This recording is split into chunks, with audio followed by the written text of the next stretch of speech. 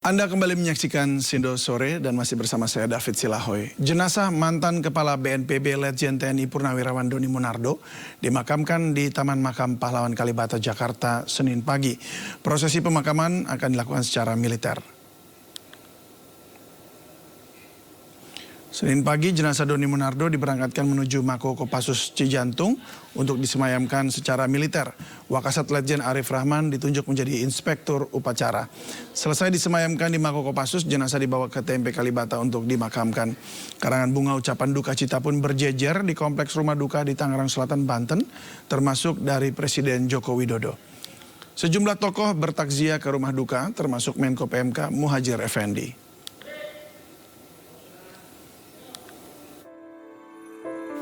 Menko PMK Muhadjir Effendi merasa kehilangan atas kepergian Letjen Purnawirawan Doni Monardo. Ia berdoa agar segala kebaikan Doni semasa hidupnya mengantarnya ke sisi Tuhan. Muhadjir mengenang Doni saat menjabat sebagai Kepala BNPB pada 2019 hingga 2021. Muhadjir mengenang profesionalitas Doni Monardo saat berhasil meluluhkan hati warga Kepulauan Natuna menerima evakuasi WNI dari Wuhan. Selama menangani COVID-19, Doni kerap memilih tidak pulang ke rumah meski kondisi tubuhnya tak prima karena didera sakit komorbid. Indonesia pasti kehilangan beliau seorang militer, perwira tinggi militer, jenderal dari Kopassus yang telah alang melintang memberikan dharma bakti terbaiknya kepada bangsa dan negara ini. Saya mengenal beliau sangat intens, terutama ketika bersama-sama menangani pandemi COVID-19 sejak awal, yaitu ketika kita bersama-sama untuk mengevakuasi WNI dari Wuhan, China,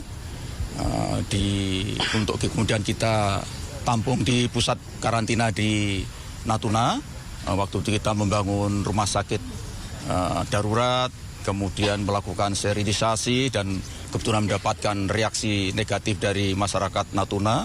Mereka demo dan alhamdulillah karena beliau orang yang sangat luas sehingga bisa diredam dan akhirnya bisa berjalan lancar. Kemudian yang kedua kita juga mengevakuasi mereka yang terjebak di kapal pertama itu di Diamond Princess yang ada di Yokohama yang merupakan epicentrum kedua setelah Wuhan, ya. Dan kita juga menyelamatkan atau mengevakuasi dari kapal World Dreams yang semuanya kemudian kita tampung di Sebaru sama-sama Pak Doni, dan Pak Doni juga menyiapkan di sana tempat penampungan rumah sakit darurat. Mantan Kepala BNPB Letjen TNI Purnawirawan Doni Monardo meninggal dunia pada pukul 17.35 waktu Indonesia Barat kemarin. Sebelum dinyatakan meninggal, Doni sempat koma dan dirawat di ICU, dan semasa hidupnya karir Doni terbilang gemilang. Almarhum Doni Monardo lahir di Cimahi, Jawa Barat pada 10 Mei 1963. Doni merupakan keturunan asli Minang, sang ayah merupakan Letkol CPM Nasro Saat dan ibunya adalah Roslina. Masa kecil Doni dihabiskan di Aceh dan saat beranjak remaja ia tinggal di Padang dan bersekolah di SMA Negeri 1 Padang. Setelah lulus, ia memasuki akademi militer mengikuti jejak sang ayah.